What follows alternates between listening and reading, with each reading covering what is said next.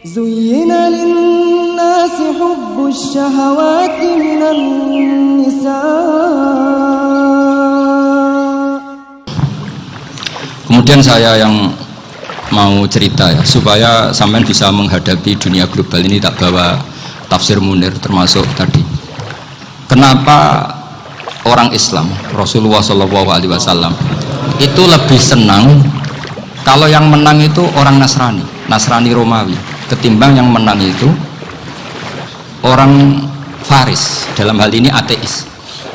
Karena orang ateis itu lebih ngeri. Sebetulnya beberapa penemuan sains, terutama di ilmu medis, itu orang Amerika, kayak cloning. Tapi orang Amerika itu masih dilarang oleh gereja untuk mengaplikasi, karena nanti bayi cloning itu dipakai suku cadang. Di Amerika masih ditentang oleh fatwa-fatwa agama, baik Islam maupun Kristen. Tapi di Cina itu dipraktekkan, karena nggak ada halangan agama. Di Cina itu biasa ada kondom diolah lagi jadi alat-alat aksesoris. Di Amerika tidak ada, karena masih ada agama, masih ada larangan. Sehingga orang Islam itu lebih takut kalau yang menang itu Persia, karena terus cara berpikir ternyata Tuhan itu tidak ada, langit nggak ada perannya. Jadi ketika yang menang Nasrani masih berpikir itu pertolongan Tuhan, meskipun mungkin cara mengatakan Tuhan beda dengan kita. Tapi ada satu kesamaan bahwa kekuatan samawi itu ada. Jadi disebut ghulibatir rum fi adnal ardi wa hum min ba'di ghalabihim sahli. Di sini diterangkan oleh Syekh Nawawi supaya kamu tidak salah paham. Sebetulnya kamu katakan misalnya wah itu paham liberalisme, sebenarnya saya tidak tersiksa. Cuma takut yang mengatakan seperti itu cek goblokir atau ngaji gitu. Itu aja masalah saya. Ini saya baca ini karangannya Syekh Nawawi, karena tadi kata Mbak Firjon ngaji itu harus sama orang bersanad. Jadi kata Syekh Abdul Haddad, innama azzamu Allah. Sebenarnya mereka itu sangat menghormati Allah. Makanya kita nggak perlu mengatakan wasilah itu kafir, nggak akan. Karena orang tawasul sama Rasulullah itu ingin dapat ridhonya Allah lewat orang yang dicintai Allah. Kita mencintai wali sebenarnya wah itu kekasih Allah. Kita mencintai itu karena mencintai Allah. Sama seperti gini, kamu mencintai kangkung apa enggak? Sebenarnya sama sekali enggak. Tapi kamu ingin sehat, ada asupan gizi. Kamu ingin tubuh kamu sehat, butuh asupan gizi. Kemudian kamu makan kangkung. Apa terus kamu cinta kangkung? Kan enggak. Cinta kesehatan kamu sama. Orang yang mencintai saya ingin kepuasan rohani. Saya kan termasuk kiai yang torekonya gampang. Ini swarga kan akhirnya penggemarnya banyak. Coba kalau kamu ini rokok. Jadi sebetulnya Anda mencintai kepuasan Anda sendiri. Nah, saya ini korban. Makanya untuk masuk surga cepat saya, korban itu cepat. Da'watul mazlum la turaddu. Laisa bainahu wa bainallah hijab. Jadi saya kalau dongo langsung seret langit. Karena mazlum. Saya sinau tafsir itu, Pak, sampean bayangkan ada tafsir itu sudah 27 jilid. Sengarang Fakhrul Razi itu bulatnya bukan main. Karena dia ahli filsafat. Bulatnya Masya Allah. Sudah gitu sinau Jalalain kadang dikomen oleh Sawi. Sudah kita percaya Jalalain jebule dibuli Sawi. Percaya Sawi dikandani, oh iku Maliki Rasafi. Oh, ribet. Sudah gitu sinau Qurtubi, sinau tafsir Tobari itu susahnya. Belinya susah, belajarnya susah. Padahal saya punya keluarga, punya istri, punya anak. Bayangkan kalau istri saya rewel kayak istri sampai. Wah itu. Tapi alhamdulillah enggak. Sama sekali enggak. Allah sudah milihkan, wah ini bahaya kalau punya istri rewel. Imam Sibawai itu kitabnya banyak, tapi yang terbukukan hanya kitab Abu Sibawai. Karena beliau kalau sudah belajar lupa istri. Hanya pas beliau di pasar, kitabnya dibakar semua sama istrinya. Karena dianggap saingannya. Ternyata yang dicerai tidak kitabnya, malah istrinya. Itu Imam siapa? Sibawai. Tapi alhamdulillah kitab saya nggak terbakar, aman. Saya teruskan ya. Jadi untuk menjaga riya dilatih innama azzamu Allah. Sebenarnya mereka itu menghormati Allah. Sehingga wasail-wasail itu sebenarnya nggak pernah jadi subjek pelaku utama, tetap Allah. Sebab itu kata Sayyid Muhammad, kamu kok mengatakan wasilah itu kafir itu gimana? Ketika innallaha qad ba'atsa lakum taluta malika. Talut itu ya manusia. PD-nya itu apa? Inna ayata mulkihi ayyatiyakumut tabut fihi sakinatum min rabbikum wa baqiyatum mimma taraka ahlu Musa wa ahlu Harun tahmiluhul malaikah. Jadi beliau pede itu kalau bawa sunduk semacam peti sakti, sing di situ ada baqiyatum mimma taraka ahlu Musa wa ahlu Harun tahmiluhul malaikah. Ya kayak semacam jimat ya. Tapi saya bukan mensyariatkan jimat enggak, karena nanti banyak penjual yang pembohong juga gitu loh. Cuma cerita, kamu tidak usah mengatakan kafir. Dulu Tolut pedenya kalau bawa sunduk semacam peti kesaktian yang di situ ada baqiyatum mimma taraka ahlu Musa wa ahlu Harun tahmiluhul malaikah. Sehingga Khalid bin Walid meskipun beliau sahabat dan menyaksikan wajah Rasulullah SAW, itu bawa sya'aratun min sya'aratihi Rasulullah SAW, bawa rambutnya Nabi. Perang kemana-mana itu diletakkan di pecinya. Nanti sama tanya lagi, masa pakai peci Khalid bin Walid ini? Wah panjang, sampai itu repot. Sampai tak warai ngaji usul fikih. Usul fikih itu kalau ngaji itu ada istilah tangkihul manat. Ini mestinya wilayah yang kita bisa berdebat sama Mbah Firjon. Dulu itu musuh saya karena saya makili Anwar, beliau makili Peloso. Tapi tahu-tahu kalah tua terus saya mengundurkan diri. Di fikih itu ada istilah, ada tangkihul manat, ada tahqiqul manat, ada tangkihul manat. Tangkih itu kira-kira gini, lafadz hadis itu dibuang sekian untuk tahu bahwa itu madarul hukmi. Misalnya gini, tak beri contoh paling gampang. Sama harus paham, kalau nggak paham nggak pinter-pinter. Ja'a a'rabiyun ila Rasulillah sallallahu alaihi wasallam. Ya karena ini menghormati Mbah Ahmad Siddiq, beliau orang alim, jadi ngaji ini tetap ada suasana alim. Ya harus ada suasana alim. Nggak perlu jadi orang alim tadi susah. Sudah ngindari susah itu pintar. Sudah itu aja. Jadi orang alim susah, ngindari barang susah pintar. Berarti orang tidak alim pintar. Nah, meskipun tetap sudah kita itu pegangi sampai mati nanti. Loh, jadi orang alim itu repot. Itu kata Imam Ghazali, kalau orang alim kalau mau masuk surga itu sama Allah nggak boleh. Kif, kamu nggak boleh langsung masuk surga. Coba cari umat kamu, syafaati dulu. Nah, saya takut nyari sampean tidak bisa kembali. Saya tidak punya rencana itu. Pokoknya apa masuk. Golek sampean kuaduan. Aduan balik raroh dewa, repot nanti saya. Berat jadi orang alim itu berat. Ya saya teruskan ya. Ada tangkihul manat. Ja'a a'rabiyun ila Rasulillah sallallahu alaihi wasallam. Faqala ahlaktu wa ma ahlakaka qal waqtu imraati fi nahari Ramadan. Ya sidang kita, saya ini rusak ya Rasulullah. Kenapa? Karena saya menjima istri saya fi nahari Ramadan. Terus kata Nabi, kamu harus bayar kafarah. Napa Nabi kafarah? Puasa 2 bulan. Wong baru 1 hari aja terjadi gitu kok disuruh puasa 2 bulan. Ya tidak kuat ya Rasulullah. Baru berapa hari saya puasa aja kecelakaan seperti itu. Apalagi kalau sampai 2 bulan. Tidak ya Rasulullah. Ya sudah kalau gitu kamu apa? Pertama ngasih makan apa? Itku rokobah kan, pertama merdekakan budak. Tapi kan sekarang nggak ada budak, makanya terus sekarang langsung puasa. Wah ini nggak bisa semua. Ya sudah ngasih makan orang 60. Kasihkan siapa ya Rasul? Ya orang fakir. Saya ini paling fakir. Di kampung saya ini orang paling fakir. Jadi mulai dulu orang fakir itu hubungan suami istri itu paling lancar. Mulai dulu.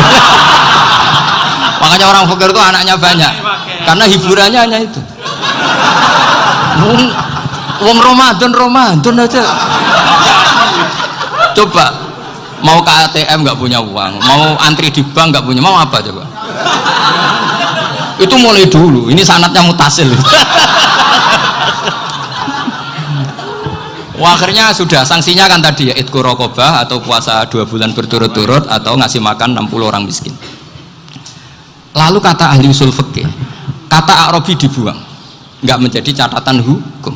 Orang kota pun kalau melakukan itu juga kena sanksi yang sama. Imro'atau juga dibuang. Andai kan itu dilakukan untuk amatnya juga ketentuannya sama. Nah sekarang perdebatan antara Imam Syafi'i dan Imam Malik begini. Sekarang pertanyaan gini, jima istri itu hukumnya boleh apa haram? Boleh kan? Lalu kalau ada orang tanpa udzur kemudian makan siang-siang, cara Imam Malik hukumnya sama, harus kena sanksi yang sama. Karena sama-sama hadku hurmati Ramadan bighairi udzrin syar'iyyin. Sama-sama merusak hukum Ramadan tanpa udzur syar'i. Lo jima itu tidak zina. Kan hukumnya jaiz. Nah, sekarang makan hukumnya jaiz, harusnya juga kena ketentuan yang sama. Cara pikirannya Imam Malik. Nah, alhamdulillah Imam Syafi'i gak setuju. Wah, cara setuju repot. Bahkan orang-orang Syafi'i sudah punya khilaf, kalau gitu minum dulu. Iya, biar iftarnya pakai minum. Setelah minum baru jima kan. Ini sudah menyiapkan khilafnya. Itu ini khas Syafi'i ini, bongso rekayasa hukum. Nanti bisa belajar jauh cara ngakali hukum. Makanya guyonan yang masyhur Gus Dur itu gitu. Ada seorang kiai atau Gus lah, ya punya salah, namanya manusia kan punya salah, entah cangkruk entah apa, pokoknya punya salah. Ada wartawan yang ngiranya semua kiai itu orang suci, sehingga tanya sama Gus Dur, Gus itu ada kiai kok, ya pokoknya salah lah. Tapi jangan bayangkan dosa besar, enggak, kecil-kecil aja. Itu gimana itu? Padahal kiai kan orang suci. Jawabnya Gus Dur lucu. Ya justru yang boleh salah itu para kiai. Kalau kamu nggak boleh. Loh, kok bisa Gus? Karena mereka tahu caranya tobat. Repot. Kalau kamu nggak tahu caranya. Sama pelanggaran hukum itu ya harus pakar-pakar hukum. Itu yang tahu caranya rekayasa. Kalau kamu ya kena pasal kan ya. Jadi kamu jangan niru saya ini punya sekian cara untuk pembunuh. Nah, itu namanya khilah. Makanya kata Sayyid Muhammad, kamu tidak usah anti khilah, karena Abu Hanifah itu membolehkan khilah, kitabul khiyal. Yang penting kamu soleh dulu, setelah soleh nanti Allah maklumi. Soleh dulu, syaratnya soleh dulu. Kalau tidak soleh jangan. Contohnya gini, ada orang mau puasa lemes sekali, mau makan gampang. Kalau langsung makan kan kayak hadku hormati Ramadan biwirudrin sarian. Aku langsung mau jembera sowan Mbah Firjon. Sudah status saya apa? Musafir. Ya sudah, berangkat aja sampai Tuban makan. Nanti kalau nggak jadi ya nggak apa-apa sudah. Kan mulai pergi sudah musafir. Saya tidak tahu nanti malaikat tertarik gebuki nggak tahu. Tapi itu ada khilahnya. Asal soleh lah. Karena kata Sayyid Muhammad dan semua kitab mengatakan itu. Kalau sama nggak tahu ya kebablasan. Nabi Ayub, yang nabi yang terkenal Gudiken itu siapa? Ayub ya. Nah, itu yang Israiliyatnya kan seru lah. Gudiken dikukur bek kreweng itu terlalu lah kalau itu. Untuk kreweng konti ning Arab ora ono kreweng itu sudah masalah itu. Singkat cerita, Nabi Ayub ketika diasingkan kaumnya itu kan nggak punya sumber makanan. Lah orang lelaki itu mulai dulu egois. Istrinya Nabi Ayub itu cantik sekali, udah cantik, rambutnya bagus. Makanya kamu nggak usah tanya kenapa istrinya kayak banyak yang cantik. Ya, warasatul anbiya, nggak boleh gitu. Kalau nggak cantik ya warasatul anbiya dari segi balak. Istrinya Nabi itu semuanya cantik. Nggak usah tanya sebabnya apa, pokoknya gitu, semuanya cantik. Singkat cerita, beberapa kali istrinya Nabi Ayub itu kerja demi bisa nafkahi Nabi siapa? Suatu saat itu tidak ada pekerjaan yang cukup untuk beli roti. Satu-satunya peluang dapat rezeki itu putrinya raja itu rambutnya berondoli. Terus ada sayembara siapa yang rambutnya bagus mau dibeli. Sampai rambutnya istrinya Nabi Ayub itu dijual. Nabi Ayub tersinggung karena itu mengurangi kecantikan. Jadi lelaki mulai dulu gitu. Udah nggak urun kalau istrinya nggak cantik itu komplain.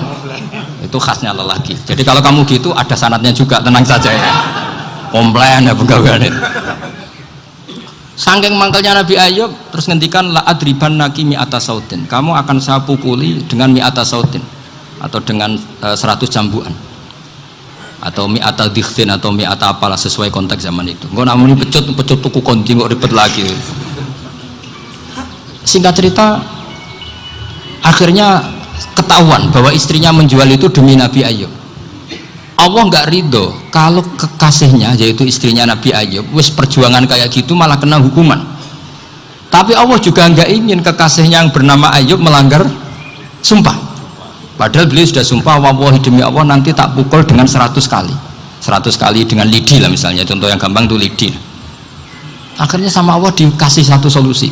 Wa khud biyadika dikhtan fadrib bihi wala tahnas. Ya sudah, lidi itu ikat jumlahnya 100. Terus pukul sekali saja, anggap saja sudah 100. Iku pangeran sing wari ngakali ngono iku pangeran. Tapi syaratnya soleh, syaratnya soleh. Jadi kalau kamu anti khilaf berarti anti ajarannya Allah di ayat itu. Wa khud biyadika dikhtan fadrib bihi wala tahnas. Itu dulu ada, ini cerita di Ithaf, ini cerita terakhir, ini sudah, sama jangan nama sudah. Terus pengumuman tadi, yang nggak pernah sepuh ngutang saya itu haram tadi. Karena tadi saya punya kewajiban di rumah yang bisa menggugurkan ya kewajiban yang lebih besar. Lebih besar itu ya tadi bisa pernah guru, pernah sepuh, yang jelas nggak umur.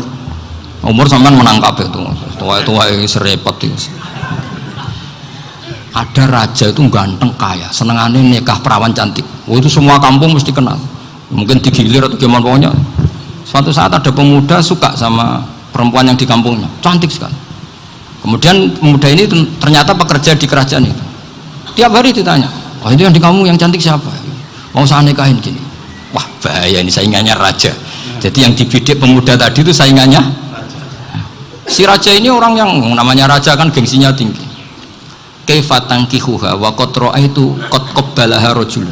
Kok mbok nikah piye? Saya tuh pernah melihat dicium lelaki. Wah, gak mau.